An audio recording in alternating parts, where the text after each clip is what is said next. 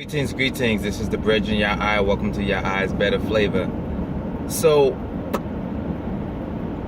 I had an experience today while at the grocery store.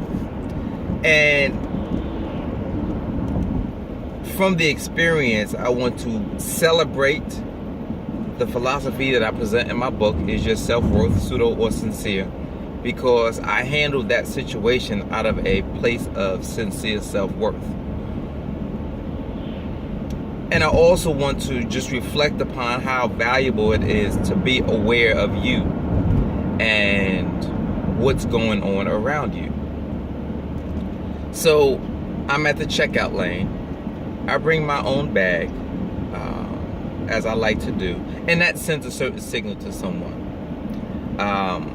I am a melanin dominant male with a crown on, which signifies that I have locks, and to whatever extent that also sends a certain message.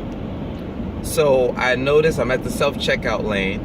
The attendant at the self-checkout lane is also male dominant male, older gentleman than myself. We meet eyes as I'm approaching the self-checkout area. I go to the middle register, 3 on one side, 3 on the other. To whatever extent this is significant, I'm not sure, but I wanted to be in the open, so I went to the middle one.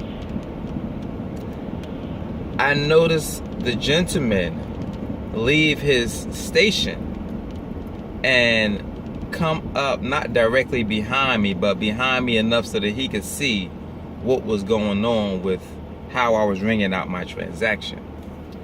And I noticed there was a young lady to my left also checking out. Usually they don't leave their station unless there is a reason, unless there is a signal that someone is having an issue. So the woman to my left wasn't having an issue. I wasn't having an issue. But I noticed that he was behind me. Now, when I finished ringing up, that's when it really hit me that he didn't just walk past, that he was standing there, because it wasn't until I swiped my last item that he walked away and went back to his station. So I went through a mix of emotions. Now, let me just pause for a second and tell you that this is where it gets dangerous. At the point where we start tapping into these emotions based on what my wife calls fake feelings, we can do all sorts of things in this state while reflecting upon these emotions, this energy that we want to put into motion. Give thanks, Baba Wanik, Kimmy Wan to Hootie Shabazz for that.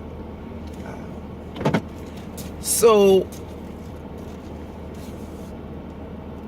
I'm like, no, this MF did not just stand behind me to make sure I rang all my stuff. Like, I'm gonna try and get slick.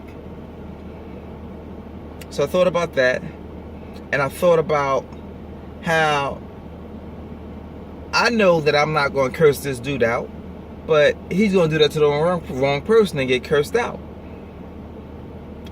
And then I thought about what I was going to say to him if I was going to say something to him.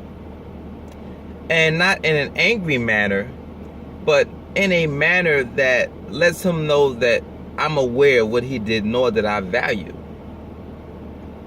what he did, which was stand behind me and supervise my transaction.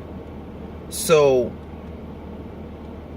in a span of 10 seconds, 15 seconds, I'm having these thoughts. I'm feeling the energy inside of me. I'm like, dude, the only reason why you would do something, only reason why you would say something is because of how you feel about the feasibility of you doing something slick. And or you would love to be able to tell people how you put that dude in check for sweating you like that. I looked in his eyes, I gave him a smile, said peace to him, and moved forward. Because I knew anything other than that was me operating out of pseudo self-worth. And that's one more reason why you need to have the book. That's one more reason why you need to consider how to move through your emotions, your energy in motion, or not. So, Yah-I's better flavor. This is how we do. Check that reasoning. Reflect on self with this and see how you do that. And see when you do that. And move forward past that. Alright? Give thanks. Peace.